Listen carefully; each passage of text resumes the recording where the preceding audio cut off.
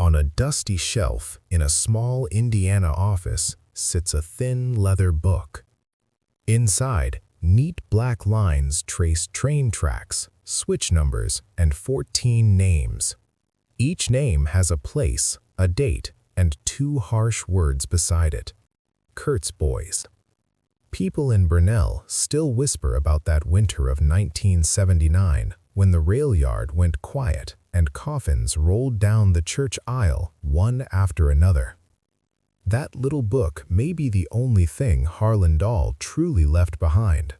It feels less like paper and more like a wound pressed flat. Every mark in it points to a slow hunt through snow, gravel, and steel. A quiet switchman stalking the very men who once worked at his side, all because a secret way of moving freight passed down from his father was stolen and sold. Before we walk those tracks with him, look at your own town for a moment. Where are you watching from right now? Think about who guards your stories when rules fail to help you. In 1979, Burnell, Indiana lived and died by the rail yard. The town sat low in a flat river bend, ringed by bean fields and thin woods. Brick plants had closed. A glass factory stood half empty.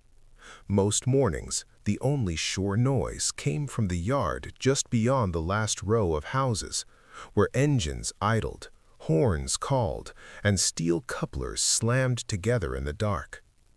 Down inside the fence, the place felt like its own country. Tracks ran in tight lines, then spread out wide like a fan. Switch stands leaned at the ends, chipped paint showing through newer company colors. Gravel crunched under boots. Diesel smoke and hot oil hung low over everything. Men moved through the maze, caps pulled down, lunch pails swinging, shouting to be heard over brakes and bells. Years later, a retired brakeman told an interviewer the yard had rules that never reached paper. The railroad printed safety posters. The county paid deputies. Washington sent men in now and then. But inside that fence, what truly kept things moving was favor and memory. Who pulled you from under a slipping car? Who covered your mistake on a report? Who slipped cash in your hand when the baby got sick? Work never felt steady. Coal trains still rolled through, long and loud, but fewer boxcars came down from the plants up north. Men who once counted on 40 hours a week saw their names missing from rosters. Paychecks shrank. Some drifted to odd jobs, some to the tavern. A few started watching the river of freight with new eyes, wondering how much could be skimmed without drawing a company man or a cop. Gray work grew in that crack between worry and pride.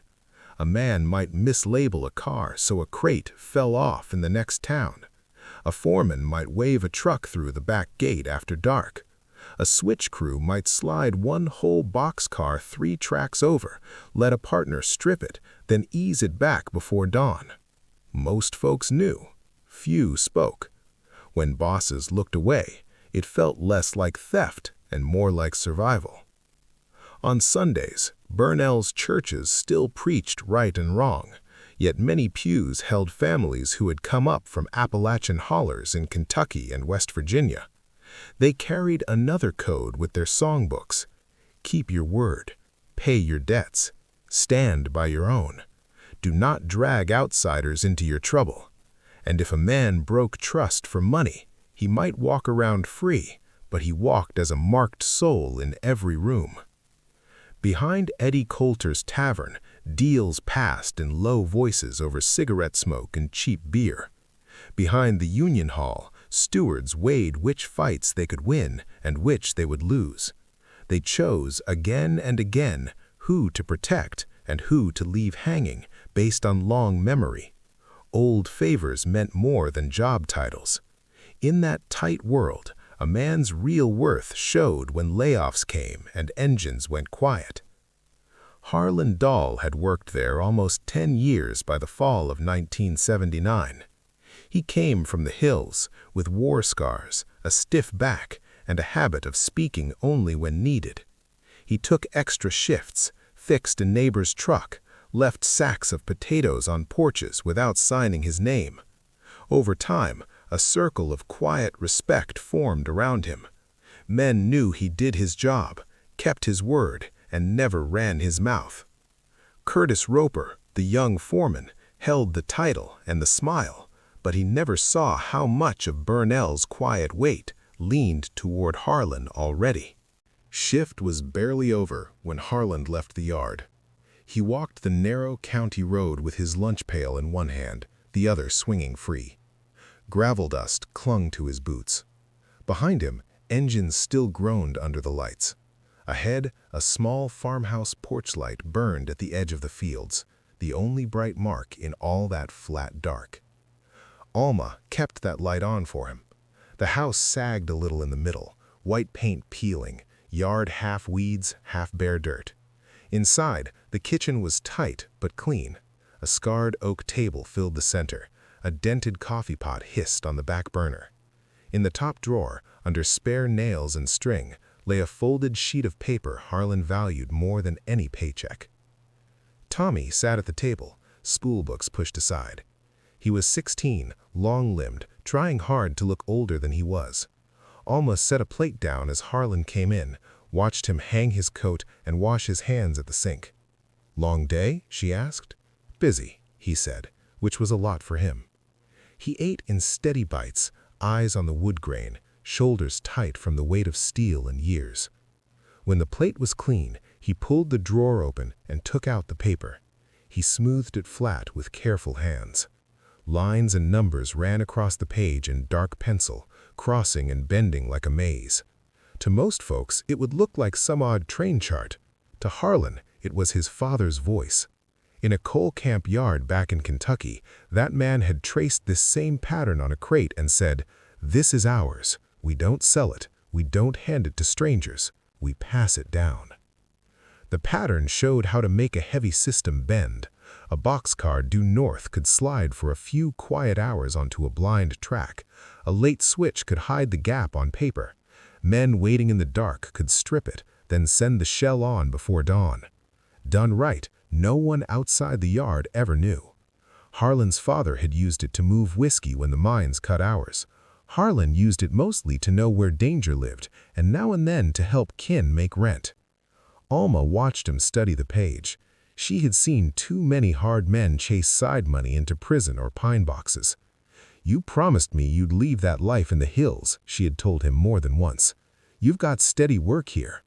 He'd answered, "It ain't about cash, it's what he left me. Boy ought to know it exists." Tommy heard that word "left" and felt it like a stone.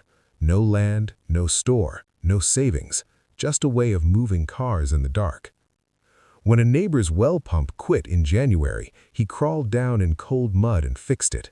When a car slid into a snowy ditch, he hooked his old truck to it and hauled it out without pay. Men like Roy Bledsoe at the Union Hall and Leon McCready, who had once worn a deputy star, kept quiet notes in their heads about who helped when the company looked away. Harlan never called these favors by name. To him, it was simply how a man ought to live. On that fall night in 1979, as he folded the paper and slid it back into the drawer, he didn't see that web. He only saw his father's pattern and his son's face, and a promise he meant to keep. Morning came early over Burnell Yard. Diesel smoke pooled over the tracks, yellow light from high lamps cutting through it in straight lines. Harlan went back to work, same as always, hands on cold steel, mind on switches. Above him, in a glass-fronted office that shook with each passing engine, Curtis Roper watched crews move like pieces on a board. Kurt liked that view. From up there, he saw everything, and almost no one saw him. He was 10 years younger than Harlan, broad in the shoulders, hair still thick and dark. Where Harlan was quiet, Kurt filled rooms with talk. He slapped backs, told stories, remembered kids' names. Men said he was a good boss to drink with, and in a place like Burnell, that counted more than rules pinned to walls. From the first week they met, Kurt had known Harlan carried some kind of secret. The older man could read a line of cars the way other men read a box score. He knew by sound when a switch was off, by feel when a load sat wrong. On slow nights, when paperwork dragged, Kurt would lean over Harlan's shoulder while he traced paths on blank forms. He watched those pencil lines bend and cross and vanish. He watched cars slip into blind tracks and then reappear on schedule. Kurt had debts Harlan never saw. A new house on the edge of town. A wife who liked store-bought things after a childhood of hand-me-downs. 2 boys in school, already tall, already asking for cars and brand-name shoes. On top of that lay card losses at Eddie Coulter's tavern and a quiet stack of bank late notices. Foreman pay covered most months. It never quite covered all. When a man from Chicago sat across from Kurt at a booth one night, sliding a business card over the table, those money gaps burned in his mind. The visitor talked in soft, flat tones about supply loss and shared benefit. He had heard the Brunel yard could make cars disappear and wanted to pay for that skill. He did not show him Harlan. He said, "You're looking at the man who can do that." Back in his office later, Kurt took a blank company switch diagram and began to draw. He did it from memory. He pictured Harlan's hard hand moving a pencil, the quiet way he flipped between pages, the places where cars seemed to stop for a breath and then slide on. Line by line, Kurt copied that invisible pattern onto clean paper. When he finished, the sheet looked close enough to Harlan's private map to work. He told himself it was just a method, not a soul. He told himself he had earned a share after years of overtime and risk. He put the paper in a folder marked Yard Efficiency Notes and locked it in his desk. The next night he called his oldest boy and 2 cousins into the office after shift. He shut the door and spread the diagram on the desk between them. They did not see theft, they saw chance. Chance to keep trucks in their own driveways, to keep their kids in school clothes, to have something more than slow layoffs. Kurt walked them through the pattern, step by step. Which track would hold a lost car? Which clerk could be leaned on? Which guard at the gate would look away if he owed you? They nodded, learning the same way Harlan once had, only without promise or prayer. Their first stolen car left faint scars in records no one checked. Those faint scars did not stay hidden. A week later, a plant in Ohio sent a note. 1 bar car had come in light.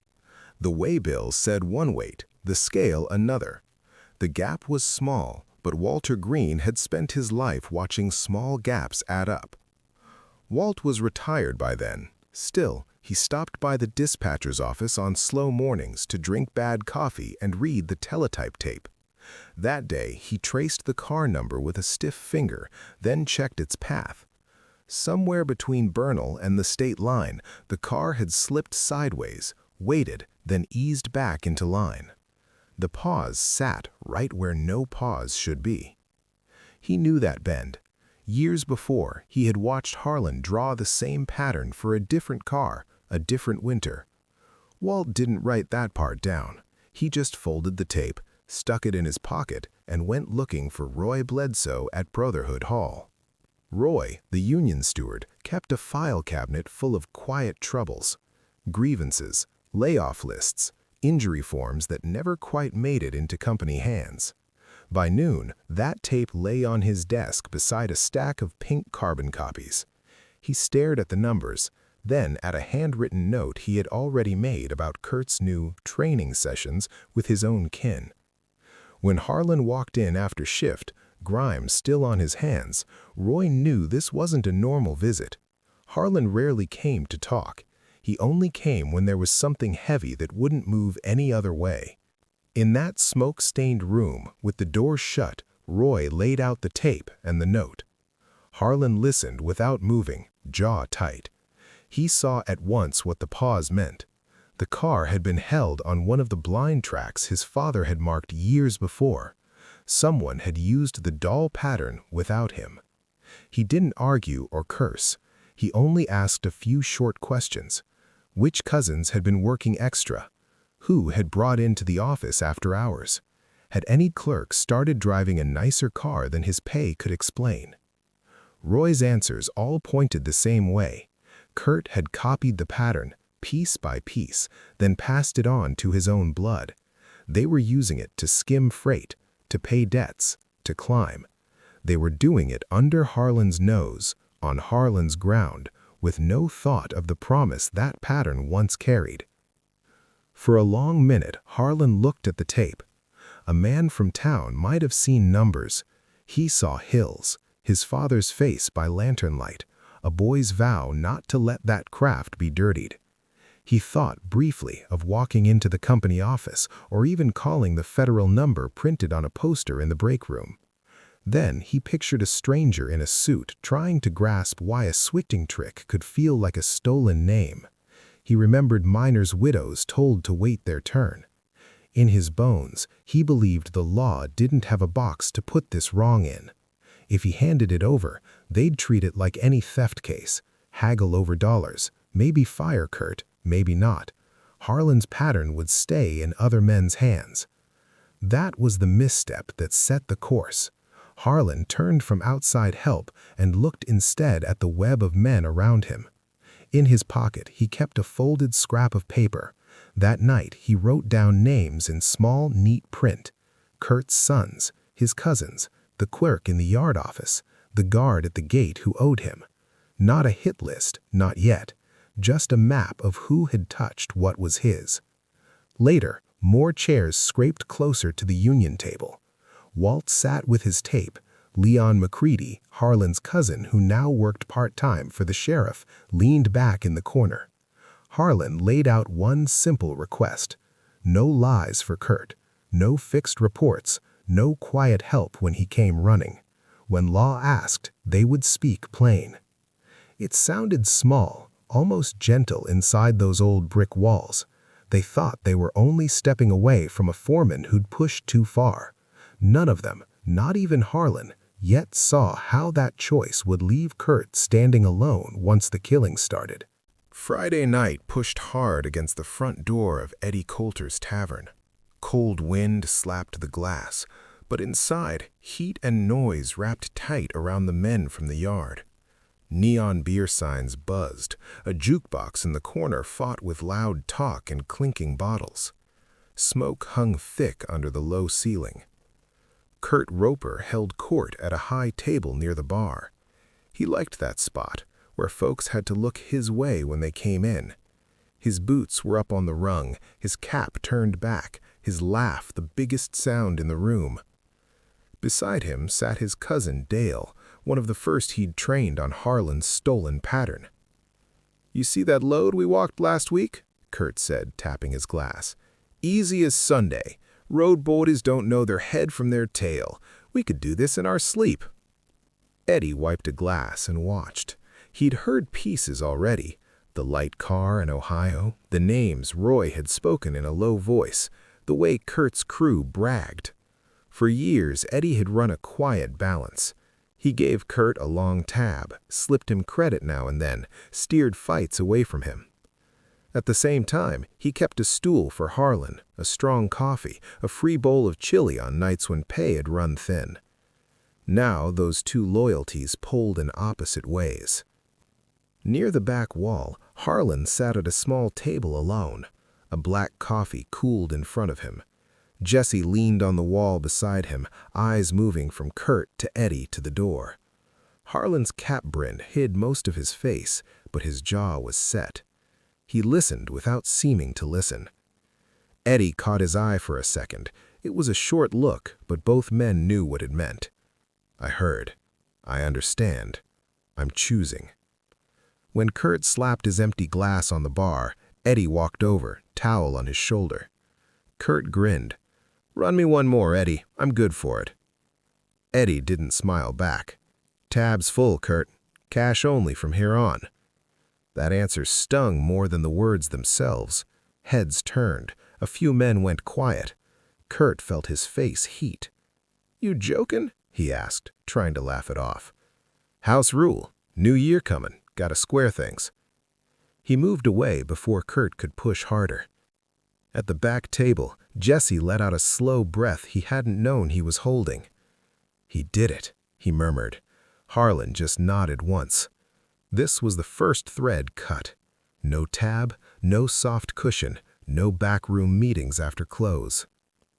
Later, the crowd thinned. Trucks pulled away in short bursts of light. Cold came in each time the door opened. Kurt and Dahl walked out last, shoulders still tight. The lot behind the tavern was a wide patch of gravel and hard mud, edged by scrub brush in the faint glow of the highway. Snow dusted the ground, fresh and thin. Their breath showed in pale clouds under the yard's faraway lights. Somewhere down by the river, a train horn moaned. Dahl headed toward his pickup, fumbling for keys. Kurt stood near the back of the tavern, trying to light a cigarette in the wind. He never saw the shadow pull away from the far side of a parked car. Harlan stepped out into the faint light. Jesse was a little behind him, by the ditch, watching the road. No one spoke, no one shouted. A short, flat crack split the air, quiet as such things go, swallowed by the empty field and the hum of the highway. Dahl's body hit the gravel beside his truck, one arm flung out, fingers still curled around cold keys. Blood spread slowly, turning the thin snow dark. Harlan stood over him just long enough to be sure. Then he walked back into the dark, boots crunching, coat collar up against the wind. Jesse followed, face gray. Inside, Eddie washed the last glass. He heard the muffled sound outside and paused, hand still in the sink. He glanced at the door, then at the clock. In his gut, he knew what that sound was and who it likely tied to. He also knew what he'd tell folks later, that Kurt's cousin left drunk and never came home, and that when Law came asking, he would not fix their story for them. By dawn, word had spread. Men said Dahl Roper had been found in the tavern lot, boots pointed towards the tracks, eyes open to the sky. Some muttered about bad luck. Others looked at Kurt and thought, a man's crew is dying around him. Maybe the Lord's settled up. Roy at the Union Hall kept his mouth tight, but in his heart he marked a line. The killings had begun, and Kurt would stand in that wind with no one left to lean on. Morning mist clung to the river behind Brunel's grain elevator. Concrete silos rose over the bank like tall gray stumps. Two men with fishing poles followed the path, coffee steaming in their hands. They were talking about Dahl Roper's death when one of them saw a work boot caught in the driftwood and stopped. Closer up, they found two bodies. One lay half in the water, sleeves snagged on a limb. The other rested higher on the mud, jacket stiff and dark.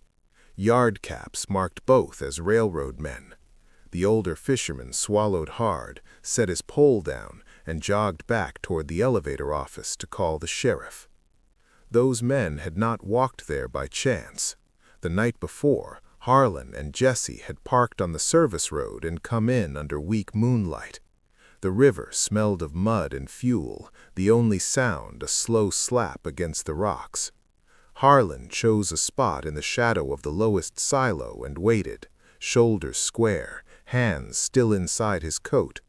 Kurt's crew arrived late, boots loud on the gravel. Carl, a switchman with a grin, led the way. Behind him came Mikey from the yard office, thin and jumpy in a new store-bought coat. They believed this was a secret talk about sharing money. "We can all win here," Carl started, lifting his hands. Jesse felt his stomach twist. Harlan stepped forward, face pale in the thin light. "You took my pattern," he said. "You pointed it at my boy." Carl tried a half-smile. "It's just cars, Harlan. We were going to cut you in." The first shot hit him in the chest. Mikey turned to run. A second shot knocked him down in the mud. The river kept moving, slow and blind. Jesse stared at the shape of the two men on the bank. Gun smoke mixed with the damp air, sharp there. "They've got kids," he whispered. Harlan answered, "So does Tommy." His voice sounded worn, like a rail left out in the weather. They dragged the bodies to the places Harlan had picked, one low to drift, one high to be found. Leon McCready reached that high body just after sunrise, county badge cold on his coat. Years as a deputy had taught him the look of execution, not panic. Neat shots, no sign of a fight, victims tied to Kurt's side work. It all laid itself out in his mind. Years as Harlan's cousin told him who had pulled the trigger, even without prints. Across town, Carl's wife opened her door to uniforms and a praster. The kids' cereal bowls sat on the table. Words like "found by the river" and "no suspects yet" floated through the room and seemed to land nowhere. Whatever Kurt had promised his men, it ended here, with a young widow staring at boots that would never cross her floor again. Back at the station, Leon sat over his report form for a long time. In the past, he had shaded things when Kurt asked, made trouble look smaller. This time, his pen stayed straight. He wrote the names, the shot angles, the link to the missing freight. When the sheriff suggested maybe drifters, Leon just shook his head and slid the paper across. By week's end, one clerk from the yard office turned in his badge and took a job towns over. Others stopped returning Kurt's calls. Around the coffee, men spoke low about riverbanks and lots, about how trouble seemed to follow anyone tied to Kurt's ring. The circle that once protected him was thinning, strand by strand. By Sunday, River Talk had climbed the hill to First Holiness Church. The building was plain brick, white doors at the front, a low steeple that looked small against the gray sky. Inside, heat from old floor vents rose in waves. Hymn books lay open on worn pews. Voices sang words about mercy, while every head carried images of boots in snow and bodies by water. After the service, folks drifted down the narrow stairs to the basement. The room smelled of coffee, ham, and fried apples. Folding tables held casseroles in chipped dishes. Kids ran between legs, chasing each other around metal chairs. In one corner, Kurt's sister tried to fix a plate for Carl's widow, who just stared at the food like she'd forgotten how to eat. Jesse Dahl filled paper cups with sweet tea, hands shaking a little. He watched the women, the kids, the men who had worked with Carl and Mikey. Their faces all carried the same tight look, the one he'd seen on Alma's face when the first death hit the news. The cost was no longer talk in a tavern lot. It was right here, in the hollow eyes of people left behind. Near the coffee urn, Reverend Caleb Morris stood with Harlan. The pastor had grown up in the Kentucky hills before seminary, and his voice still held that mountain lilt. He had buried miners, soldiers, and now railmen. The ledger of grief in his heart was long. He knew Harlan as a quiet tither, the man who fixed the church steps one spring without being asked.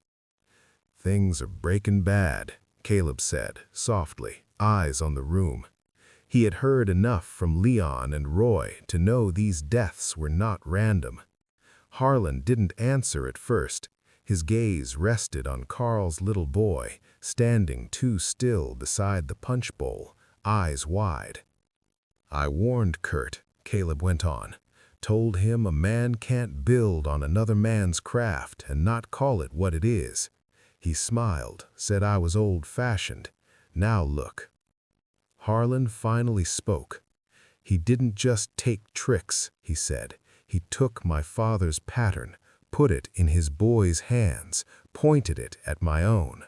His voice stayed level, but something hard lay under the words, like rock under thin soil. Caleb heard the code in it, the old idea that some things weren't for sale at any price. Jesse came over, wiping his palms on his jeans. "Preacher," he said, nodding, "you know our people. You know what this recipe meant back home." Caleb did.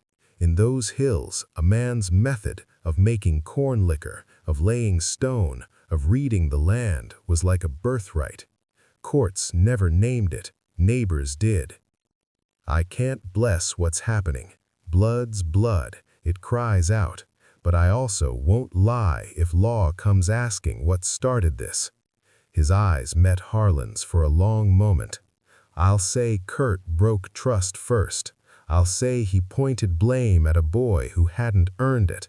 That truth is as much my duty as any sermon. That was all Harlan had hoped for. He wasn't looking for a defense. He needed witnesses who would not paint Kurt pure when the story hardened into record. "That's enough," he said, then turned away as a child bumped into his leg and mumbled sorry. At a side table, Kurt's aunt whispered sharp words about hill justice and Dahl devils. Across from her, an older deacon shook his head. Kurt knew the rules, the man said. You don't steal from kin. You don't put a boy in the line of fire to save your own hide. Their quiet fight showed the split cutting through Burnell. Some blamed Harlan only, others blamed the greedy spark that had lit him. Down the row, Alma balanced a plate in one hand and touched Jesse's arm with the other. "How many more?" she asked under her breath. He had no answer. The image of Mikey's body in the mud wouldn't leave him. Neither would Tommy's white face the day federal men pulled him from school for questions. In a notebook in Caleb's office upstairs, a fresh page waited. That afternoon he sat alone, pen moving. He wrote the names of the dead, then beneath them a simple line. This began with a theft of legacy and with a man who tried to shift his sin to a child. Those private notes would outlive them all, another thin thread in the network that piece by piece was leaving Kurt Roper with fewer protectors and fewer kind words in any room that still mattered. Caleb closed his notebook as the last families left the church basement. The words he had written felt heavy in his hand. Upstairs, the parking lot emptied one car at a time. Winter light was already fading from the bare trees on the hill. Down in the valley, the rail yard lamps glowed against low clouds, calling men back to steal. Harlan and Jesse did not go straight home. They turned their truck toward the far edge of Burnell, past shuttered warehouses and a silent lumber mill. Gravel bounced under the tires. Ahead, the dark curve of the old roundhouse rose out of weeds. Company engines no longer slept there. Windows were broken, chains doors, paint flaking off the brick like old scabs. Inside, the air smelled of rust and mouse nests. Harlan had found a loose board in the back bay weeks earlier. He slid through now, shoulders tight, Jesse right behind him. A single lantern on the floor lit a wide circle of cracked concrete. Chalk lines spread across it, white against gray, drawn to match the tracks outside. To someone who didn't know, it would look like a child's game. To Harlan, it was a war map. Across the chalk, 14 short marks ran like teeth on a comb. Some already had names above them, written in his small, steady hand. Dahl, Carl, Mikey. Others waited bare. Near the center sat one longer mark with C. Roper written in darker strokes. Jesse stared at it for a long moment before speaking. "Only a few left," he said. His voice echoed once off the curved walls. "You sure you want to finish it?" Harlan didn't answer at once. He pulled a thin stack of folded papers from his coat. Roy at the Union Hall had slid them across the table 3 nights ago, eyes hard. Shift lists, crew changes, notes on who still worked close to Kurt and who had drifted away. Harlan laid them beside the chalk, matched each living name to a spot on the floor. Every target had to be touched cleanly. No stray shots into houses, no wrecks that might spill into the street. One clerk would fall on a lonely stretch of service road far from the trailer where his kids slept. One gate guard would die walking to his truck, not in the booth where a boy sometimes came to visit. Work and blood, never home. That was the only mercy Harlan could still see. News from the tavern had reached them too. Eddie's choice to cut Kurt off had traveled down the bar like fire on a fuse. Men were starting to say, "You don't want your name tied to Roper right now." Harlan turned that gossip into another tool. The more frightened Kurt's circle grew, the more likely they would cling to him alone and stop reaching for outside help. Leon's reports at the sheriff's office had shifted as well. He no longer softened dates or blurred links. Each dead man's name now sat beside Kurt's in official ink. Harlan pictured the board some agent would one day make with lines drawn between faces. That future map and this chalk circle felt like two sides of the same coin. Jesse stepped around the lantern, boot scuff marks cutting across the drawn rails. "Preacher's right. Blood's crying out. You ain't gotta answer all of it." Harlan looked up at him. Years of war, coal dust, and night shifts weighed behind his eyes. "Kurt set this in motion. He handed my father's work to men who'd sell it, then tried to throw heat on Tommy. If I stop now, his pattern spreads. Our name turns to a punchline." The younger man dropped his gaze. He loved his brother, feared him, and feared even more what would come if Kurt walked free with that method still in his head. In the end, he only nodded. The two of them bent over the chalk again, adding times, directions, and simple notes. By the time they stepped back, the circle was complete. Each remaining man had a place and an hour assigned. Outside, wind slid through broken windows with a low moan. Somewhere in town, Kurt Roper slept badly, half aware that the ground under him was giving way. When dawn came, the roundhouse would still stand empty. Only chalk dust, boot prints, and a dropped matchstick near the lantern stain would hint at the planning done there.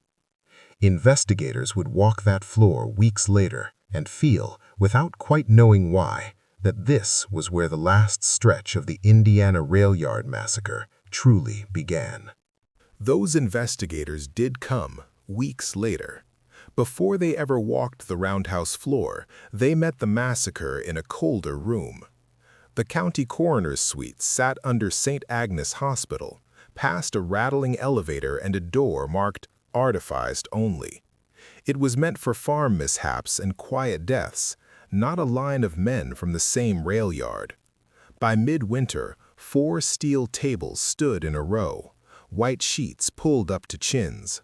Fluorescent lights hummed overhead. The air smelled of bleach and steel. Dr. Linda Chavez flipped open the next file. "Dahl Roper," she read, voice flat. "Male, 33. Found in tavern parking lot. Single gunshot to chest." She'd cut his clothes away days earlier, traced the neat wound, and watched the bullet slide into her tray. Now she moved to the next body. "Carl Jennings, Switchman. Found at Riverbank. Shot in front." She tapped the photo clipped to the folder. River mud, a dark stain, a yard cap half sunk in silt. Beside her, a young tech laid out x-rays. "Doctor, these 3, he said, pointing. "The entry looks almost the same. Same angle, same kind of round." "Rifled," she answered. "High-powered. Shooter close enough to place it, far enough to stay safe." She made a note, then added, almost to herself, "This isn't barroom chaos. Someone took their time." On a side table lay early reports from the sheriff's office. Leon McCready's handwriting bent across each page. He'd logged the scene straight, where each man fell, how far the casing lay, which track or road sat nearest. No more soft guesses about drifters, no more unknown quarrel. Each line pointed back towards Burnell Yard. When the 4th body came in, the pattern sharpened. This one wore a faded gate guard jacket. Earl Watson, shot walking to vehicle after shift. No signs of robbery. His wallet still held cash, His watch was still on his wrist. Whoever pulled the trigger had wanted Earl, not his things. Sheriff's deputy brought in a box of brass that afternoon, each casing tagged from a different scene. A state lab later confirmed what Linda and the tech already suspected. Same caliber, same twist in the grooves, likely the same rifle, fired by a steady hand. Upstairs, in a cramped office that smelled of old coffee, Sheriff Nolan flipped through copies of Leon's reports. "All yard men," he muttered. "All tied to Kurt one way or another." He drew a quick circle on his pad, wrote Kurt in the middle, then listed names around it, just as Harland had done with chalk on the roundhouse floor. Leon sat across from him, jaw tight. "You know I used to smooth things for Kurt. Little scuffs, fights. I ain't doing it now. Every one of these fellas touched that freight scheme of his." "And Dahl?" the sheriff asked. Leon thought of that cold riverbank, the clean shots, the way Harlan's eyes had looked the last time they spoke. "He's in this," Leon said at last. "But if you want to know where the rot started, you better look at Kurt's office, not Harlan's kitchen." Those words mattered. They joined Eddie's choice at the tavern, Roy's quiet talk at the Union Hall, Caleb's notes in the church desk. Piece by piece, the people who might have shielded Kurt were turning him into the center of every map.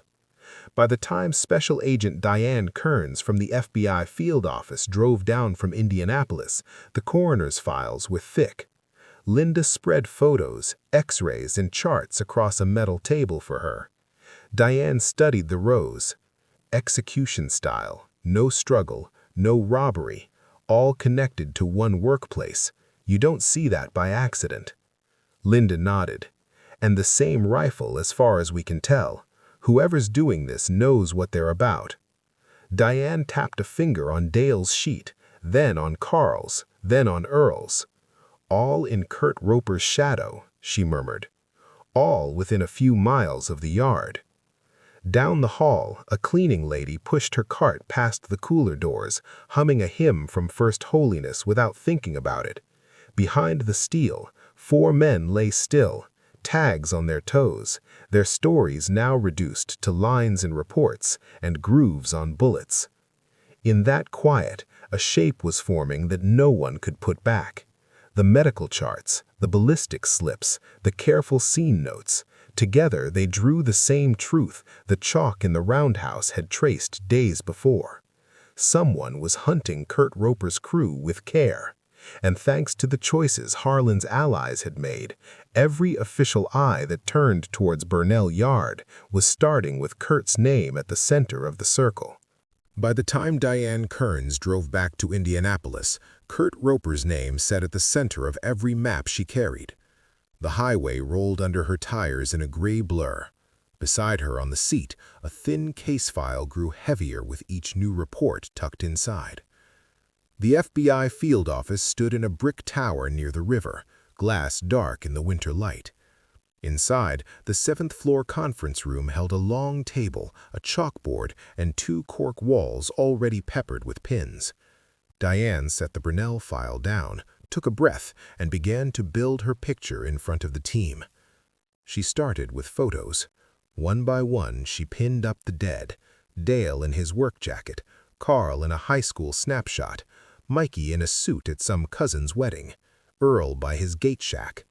Lines of red string ran from each face to a central card. Curtis A. Roper, Foreman, Burnell Yard.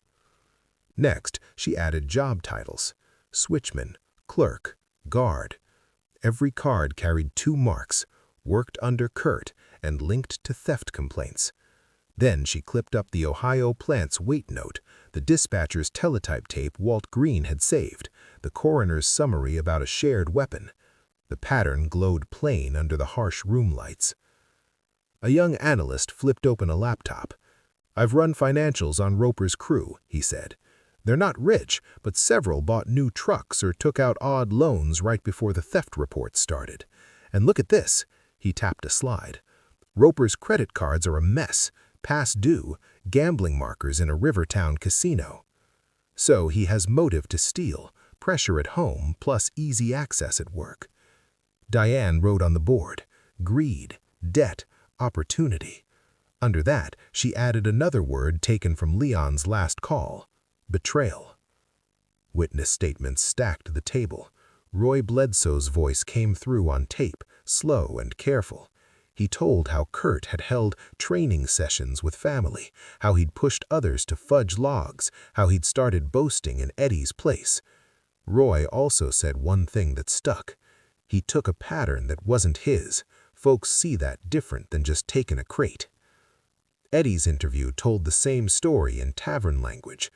Kurt rode on another man's know-how. Then he tried to hang the heat on that man's kid. After that, I was done. Diane wrote beside betrayal, blame shifting to Tommy Dahl. Reverend Caleb's statement rounded out the frame. He did not excuse the killings, but he spoke plain about how Kurt had broken trust with his own and aimed trouble at a boy. Hearing that from a pastor who knew both families carried weight. In a place like Burnell, clergy sat close to the moral center. "And Harlan?" asked another agent. "Where does he land in this web?" Diane pinned up Harlan's picture, hard face, lined, eyes that looked past the camera. Around it, she marked words from different sources. Vietnam vet, Switchmen, respected, quiet. She drew lines from Harlan to each victim, then a thick one to Kurt. "He's not innocent. He's likely our shooter, maybe with the brother as backup." She tapped the board again. "But note the order. He's killing men inside Roper's theft circle, not random co-workers. And every town voice we have refuses to soft-ped Roper's part. Our unsub isn't just angry at the yard. He's enforcing some kind of old rule." On a sidewall, the behavioral unit added a short profile. Older male, comfortable with weapons, knows the yard and back roads, feels wronged at a deep level that money alone can't touch, believes formal law is blind to that wrong, uses violence to redraw the scales. If Harlan had tried to claim Kurt as a good man, this would have been the time that defense might take root. Instead, his quiet allies had already stripped Kurt of that shield. Every taped voice nudged the agents to see Kurt as architect of the theft ring and spark of the bloodshed. You can see the network knockout work here, even if the people in that room didn't know the name.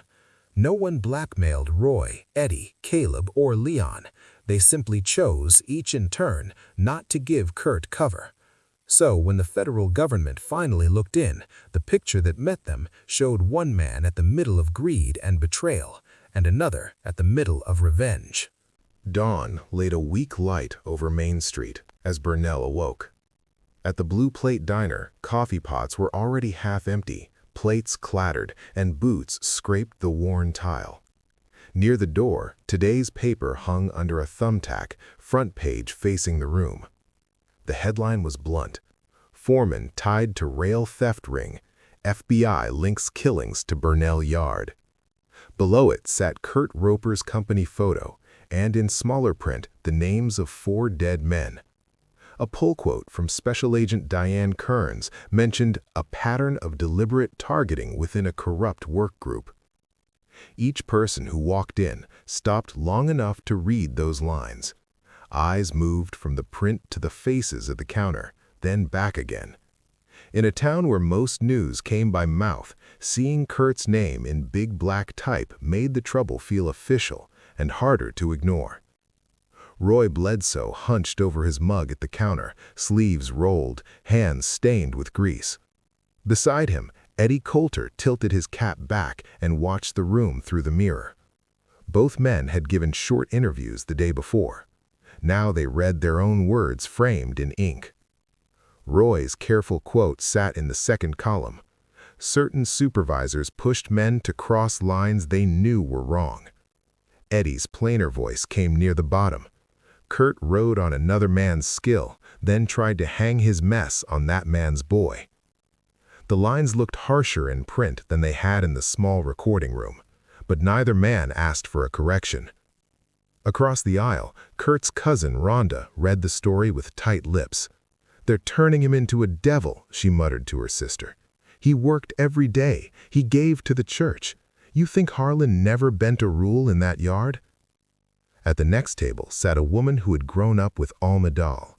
She spoke without looking up. Rhonda, your kin aimed the heat at Tommy. Federal men yanked that boy out of math class. You can't ask this town to forget that part.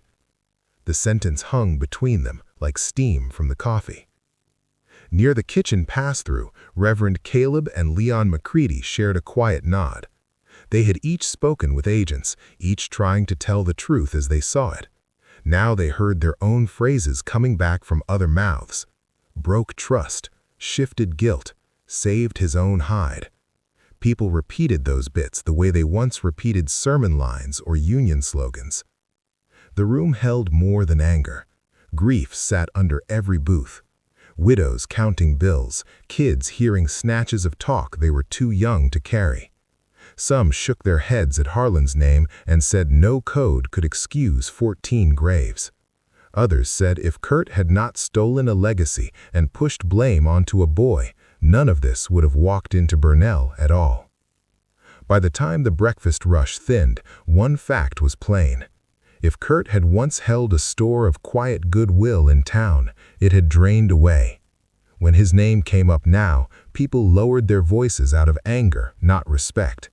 When Harlan's name came up, voices dropped for a different reason, the weight of what he'd done. In that mix of resentment, sorrow, and rough understanding, the shape of the coming trial started to harden. The law would argue over guilt and punishment.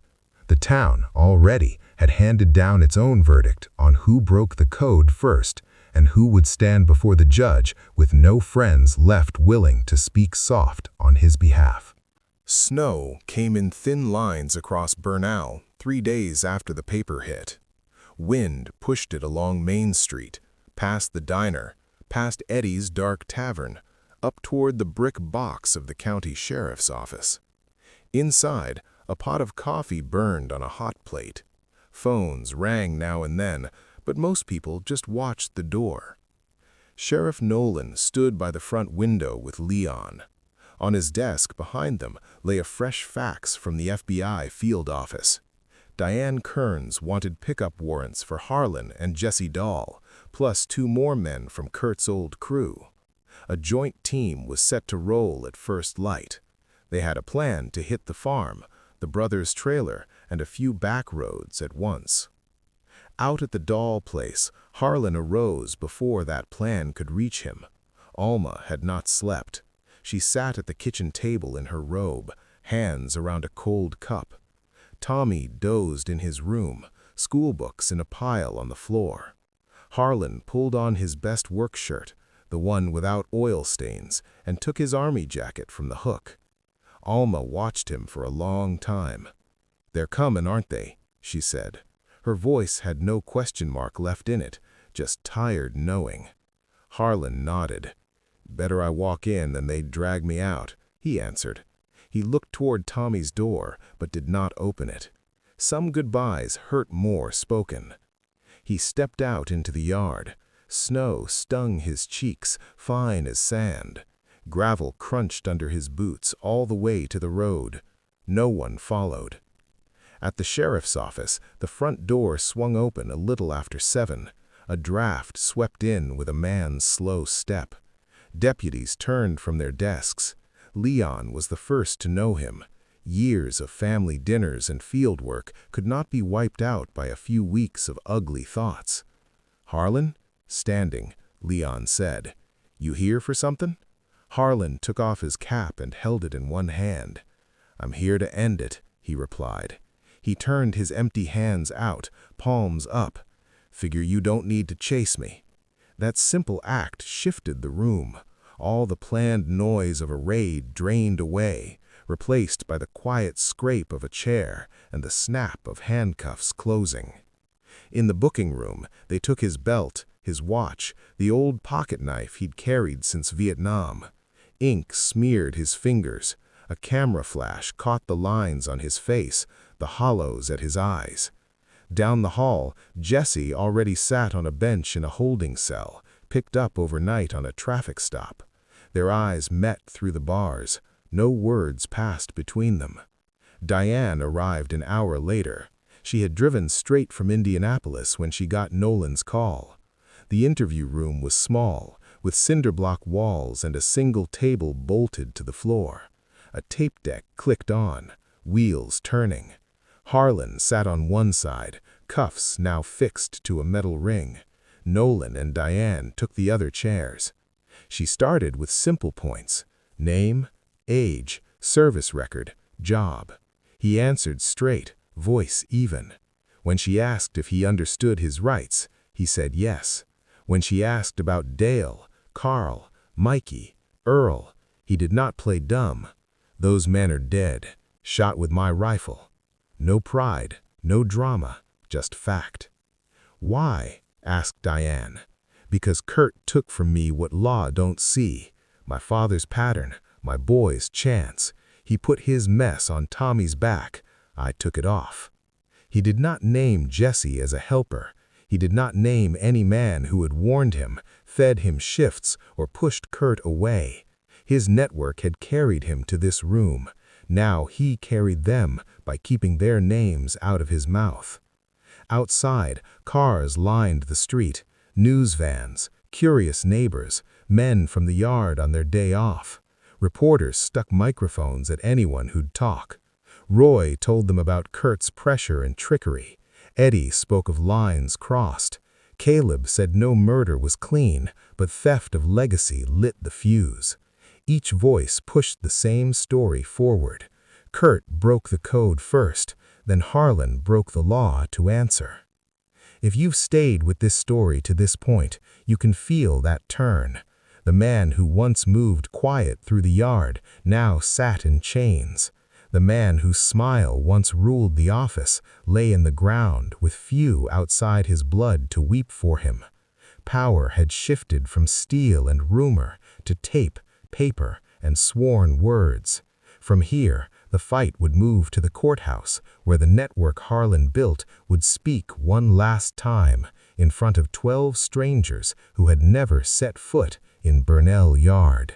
Spring pushed thin light through the high windows of the Burnell County Courthouse. On the third floor, double doors opened into the main courtroom. Polished benches creaked as townspeople slid in, coats folded on their laps. At the front, the state flag hung limp behind the judge's chair. A dark-haired bailiff called names, voice echoing off plaster. 12 jurors took their seats, most from farms and small streets within an hour's drive. None had ever set foot inside the yard rail fence. They knew the story from papers, talk at church, and now thick binders stacked on the council tables. At one table sat the prosecutor, gray suit, thin tie, a line of files at his elbow. Beside him, Diane Kearns watched, arms crossed. At the other table, Harlan and Jesse Dahl wore plain shirts and jail trousers. Their wrists rested free for once, though chains clinked at their ankles when they shifted. When the judge came in, everyone rose. He was an older man from 2 counties over, brought in so no one could say Burnell's own bench leaned one way. His eyes looked tired even before the first witness. Charges filled the clerk's mouth. 14 counts of murder for Harlan, 8 for Jesse, plus weapons charges and conspiracy. Each name read out carried a face in the gallery. Widows, parents, children who now sat straighter when their father's name was called. As the list ended, another name sat silent in everyone's mind: Kurt Roper. Kurt was not on trial. He lay in a grave, yet his shadow hung heavy over every word that followed. The state opened first. The prosecutor walked the jury through dates, places, and the careful pattern Diane's team had mapped. Photos of the tavern lot, the riverbank, the gate road, and 3 quiet front yards flickered on a screen. Ballistics charts showed the same rifle, the same calm aim. He pointed to Harlan. "This man took justice into his own hands," he said. "He became judge, jury, and executioner." Then came witnesses. Dr. Chavez explained the wounds. Leon described the scenes, his reports now large on an easel. Diane outlined the theft ring, the freight gaps, the link between victims and Kurt's side work. Each piece stacked on the last until the killings looked less like rage and more like a plan drawn slowly, then carried out. When it was the defense's turn, they did not claim Harlan innocent. His own taped words made that impossible. Instead, his lawyer tried to lay out the world the jurors didn't know. The yard's pressure, the old mountain code, the way Kurt had copied the Dahl pattern and tried to push blame onto Tommy. For that, they called Roy. He came in his best shirt, hat in his hands. He told how Kurt had pushed men to break rules, how he trained only kin, how he boasted while checks bounced. He did not smile. "We all bent things," he said, "but Kurt took what wasn't his and sold it while sitting on a man's kitchen stool." Eddie followed, clothes smelling of fryer oil and smoke. He spoke of cutting off Kurt's tab, of seeing fear grow in the eyes around him. "He used folks," he said. Then, when the law poked around, he pointed at a boy who didn't even know the play. He glanced at Tommy, who sat pale by Alma near the back. Reverend Caleb took the stand in his worn suit. He talked about legacy, about fathers teaching sons, about the sin of taking a man's only inheritance and calling it yours. He looked at the jurors and said, "Nothing makes this blood right, but you asked why it spilled. It began when one man broke trust for money and tried to save his own hide with a child's back." The defense tried to find someone who would speak softly for Kurt. No one stepped forward outside his close kin, and their words broke under cross-examination. Stories of long hours and church gifts could not wash out the picture already fixed. Debt, theft, and blame shifting. The network knockout Harlan had set in motion months earlier now showed itself in that empty space where Kurt's good name should have stood. After days of talk, the jury went out. They came back faster than the room expected. Guilty on all counts that remained after plea talks had trimmed a few. No insanity, no self-defense, only a nod toward the strange code that drove him, written into the record as extreme emotional disturbance tied to betrayal and legacy. At sentencing, the judge spoke slow. He named Kurt's theft and cowardice as the spark. He marked Harlan's war scars and years of work. Then he said, "This court cannot excuse murder done in the name of any code." He gave Harlan multiple life terms, stacked so that he would never walk free. Jesse received a lighter but still crushing set of years for aiding. When the gavel fell, 2 legacies were sealed in law.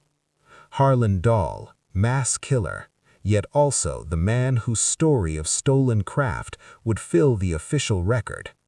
Curtis Roper, dead foreman, forever tagged in those same files as the thief whose act lit the fuse. Chains rattled as the prison bus crossed the Wabash River Bridge. Harlan sat in the second row, hands cuffed to the chain that ran along the seat, ankles shackled to the man beside him. Brown water moved slow under the gray sky. Corn stubble flashed past, then concrete walls rose, topped with razor wire that glittered like frost. A painted sign read, "Wabash River State Prison." The bus turned in without slowing, gates clanging shut behind it. Inside intake, they took his name and gave him a number. They clipped his hair short, handed him state clothes the color of wet cardboard, and stacked his old life in a plastic tub. Boots, belt, army jacket, the small wallet with a picture of Alma and Tommy tucked inside. A guard stamped a form. Another led him down a long tier where men's voices bounced off steel and stone. Cell 317 swallowed him whole. Years there fell into a hard, simple pattern. Up at dawn, count, chow under bright lights and dull talk, work in the furniture shop, sanding rough edges off chairs that would sit in offices he would never see. Back to the block, yard time under wire, walking slow laps along the fence while younger men eyed him with a mix of respect and fear. Lights out, dreams full of tracks and river mud. The world outside moved on without him. Letters arrived now and then. Alma wrote at first, careful lines about bills, about Tommy's grades, about gossip in Burnell. She did not ask what he had done. She already knew. Over time, her envelopes grew thinner. One day, a chaplain slid a different notice through the bars. Alma gone after a quick sickness, buried on the hill above town. Harlan sat on his bunk, back against cold block, and stared at the wall until count time. He never cried where anyone could see. Requests came, too, from beyond Indiana. A writer in New York wanted the real story. A TV producer promised money for Alma's boy if Harlan would talk on camera, name names, dig up details on Kurt and the railroad. He read those letters once, jaw working, then folded them neat and passed them back to the chaplain to send unanswered. "No deals?" the man asked. Harlan shook his head. "Story's already out there. Ain't mine to sell." Most of what we know about his prison years comes from parole board notes and the journal of that same chaplain. At his first hearing, 20 years in, the board asked if he was sorry. He said he wished those men were still alive, that widows didn't have to sit alone at kitchen tables, that his boy had not grown up with his name in newsprint. When they pressed him, would he take back standing up to Kurt, he went quiet. "I can't say I'd let him walk with what he took," he finally answered. They stamped denied and sent him back. As for the pattern, it ended with him. The original penciled page stayed locked in an evidence box. The copy in the ledger at the paper browned around the edges. In visits, Tommy never asked to see it, and Harlan never brought it up. If younger inmates leaned close in the yard and whispered, "Old-timer, show us that rail trick," he only shook his head. "Some things die with a man," he told the chaplain later. "Better a dead recipe than more graves." Outside the walls, the network knockout he'd set in motion kept working in small ways. When true crime shows covered the case, they called Kurt the greedy foreman who stole a legacy and tried to hang it on a boy. They called Harlan the rail yard executioner who answered theft with blood. In Burnell, folks said both men had burned what their fathers gave them. In his narrow cell, under dim light, Harlan lived out his days knowing one thing for certain. The Dahl pattern would never ride another train, and the price he paid to make sure of that could never be balanced on any scale he believed in.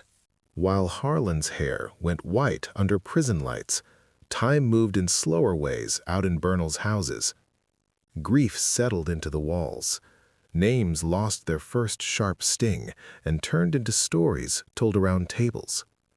In one small brick house on Maple Street, the Roper clan gathered most Sundays, whether they wanted to or not.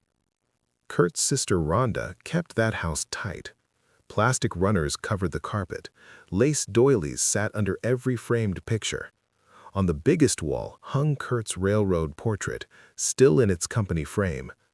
She had pinned a black ribbon to the corner after his death and never took it down. On a spring afternoon, Kurt's widow, Denise, sat on the couch under that photo. Her hands worried the hem of her sleeve as her grown sons argued in low voices at the kitchen doorway. "I'm telling you, I'm changing it," the younger one said. "Roper gets me side-high every time I hand over my license." His brother shook his head. "Granddad carried that name. Dad worked his back off. You don't just walk away from your people because some TV show calls us crooks." Denise closed her eyes for a moment. She heard both sides. At plant job sites up north, foremen had read her boy's last name and raised eyebrows. In churches on the road, someone always knew the Bernal story. That foreman, what was his name? She had watched her sons pay for a theft they never chose. Inside this living room, Kurt stayed kind. They told how he fixed Rhonda's roof, how he bought Christmas coats one lean year, how he taught his boys to change oil. Outside, on Main Street and at the diner, people called him the one who stole from Dahl and hid behind a kid. The network knockout had done its work. Very few neighbors spoke of him as simply a hard worker anymore. Across town, Alma's old farmhouse leaned a little further each season after she died. Tommy did not live there. He rented an apartment over a hardware store 2 counties away, working as a mechanic, keeping clear of anything that ran on rails. Still, he drove back some weekends to cut the grass and check the pipes. One late summer evening, he sat on the sagging couch with his own little girl on his knee. A box of old photos lay open on the coffee table. She picked one up, a faded shot of a younger Harlan in a work cap, coal dust on his face. "Who's that?" she asked. "That's your granddad," Tommy said. His voice held a tightness that hadn't been there a moment before. "He worked the yard." "Is he the man from the story on the computer?" Kids at school had found a clip from a crime show, the one with the trains.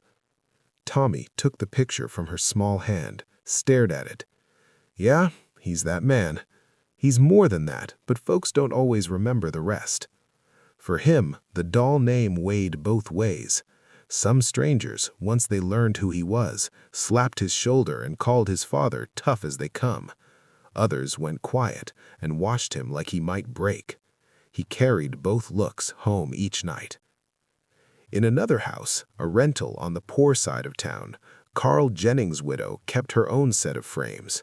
Carl in his wedding suit, Carl holding his boy by the river on a better day. At their kitchen table, bills still stacked higher than checks, she told her son a simpler version. "Your daddy went out with bad men. One took his life, another helped start the trouble."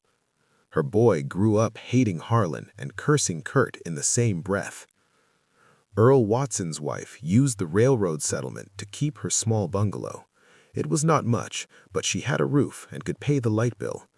On quiet nights, she sat in an armchair by the window and listened to distant horns. She had no patience for talk of codes. "Men and their pride," she told a neighbor. "My Earl just wanted a paycheck. Now he's a footnote in their feud." Across all these rooms, one thread held. When families spoke the old names, they almost never put Kurt in the same line as honor again.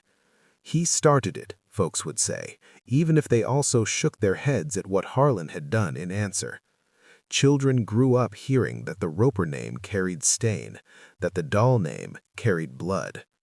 Decades later, when a teacher at Bernal High gave a class a local history project, one student chose the rail yard massacre.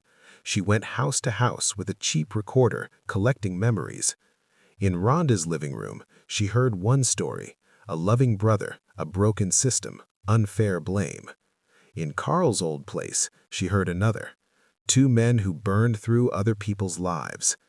In Alma's farm, with weeds high outside, she heard Tommy say, "My father made sure no one could use what was ours again. I live every day with how he chose to do it." All those voices, pulled together, told the same hard truth. The massacre had ended years before. The social lines it drew through these families had not. From the top of the old water tower on the hill east of town, Burnell looked smaller than it used to. Rust streaks ran down the white metal legs. Teens had sprayed their names on the base in bright paint, but the view above them still belonged to the railroad. Tracks cut the valley like fine lines on an old hand. Beyond them, houses and stores sat in loose clusters, some fresh, some sagging into the dirt. Below the tower, the rail yard lay changed. Fewer men walked the gravel. More machines moved in quiet, smooth motions. Long strings of cars rolled past electronic scanners instead of watchful clerks with clipboards. A new sign at the gate carried the company's latest name, stamped in blue, and a slogan about safety and integrity in every mile. Guard shacks had cameras on their corners now. Swipe cards had replaced the nods and quick waves that once ruled that spot. Inside the fence, computer screens tracked cars in bright blocks. Young dispatchers in clean shirts clicked mice where older men once shifted levers.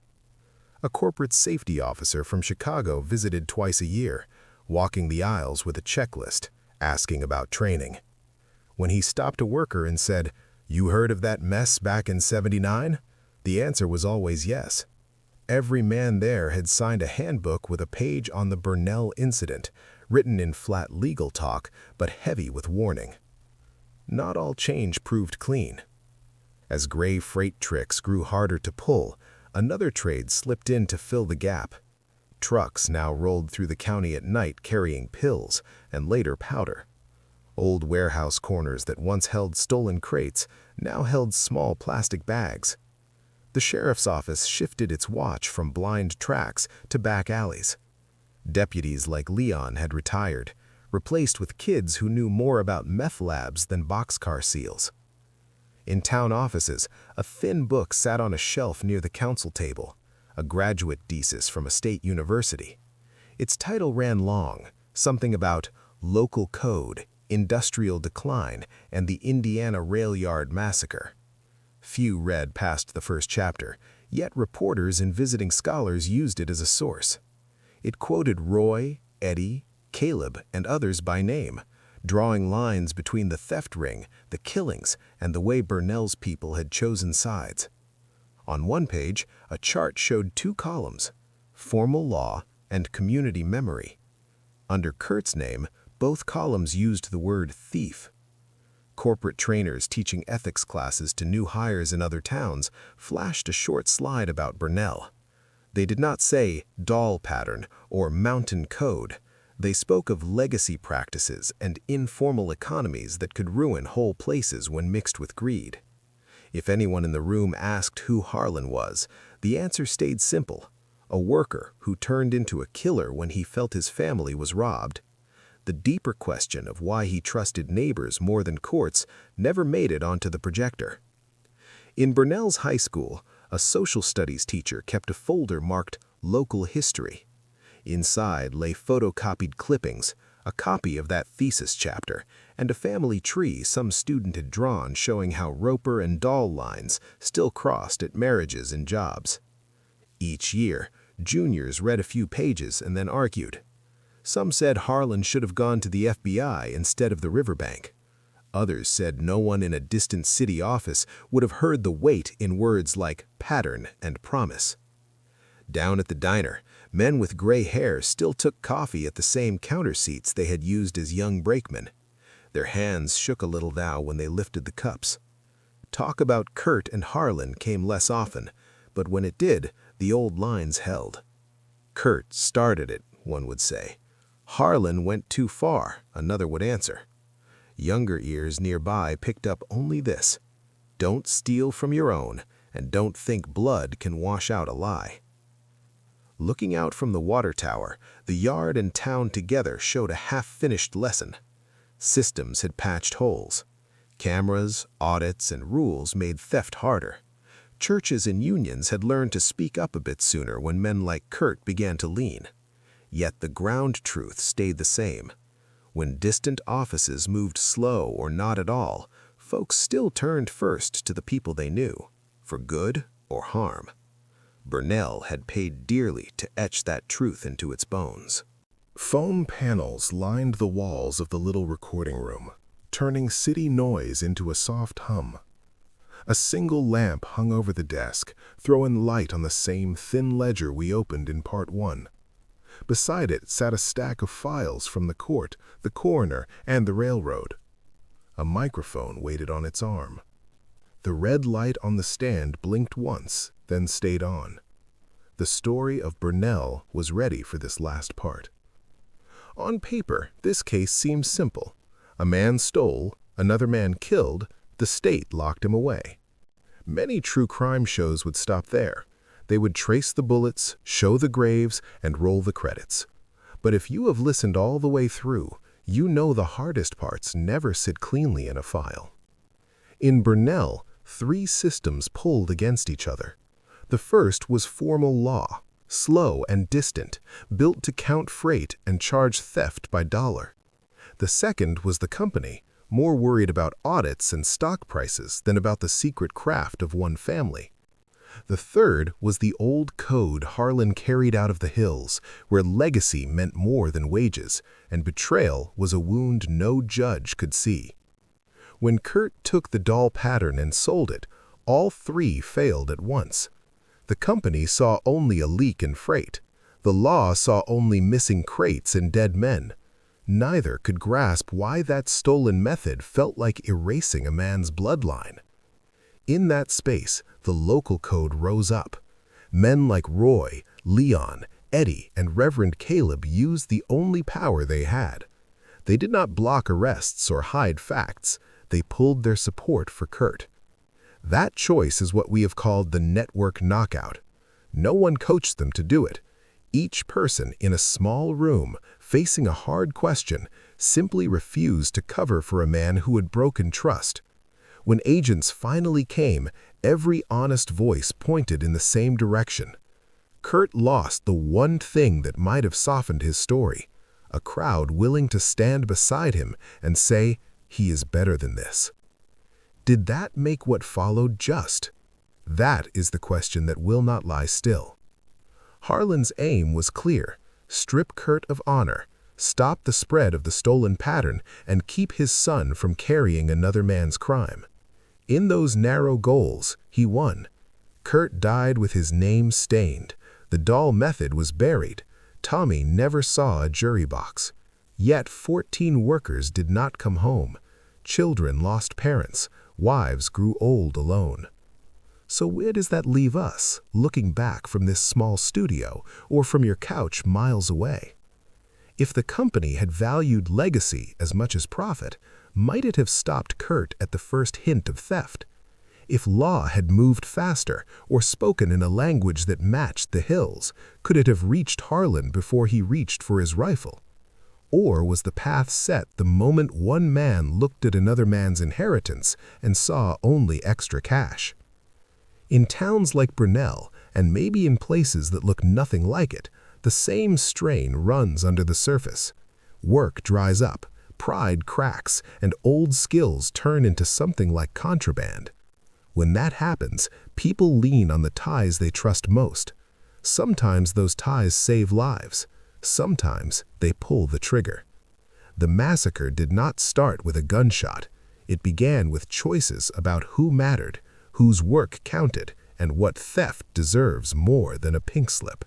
The choices did not stop in 1979.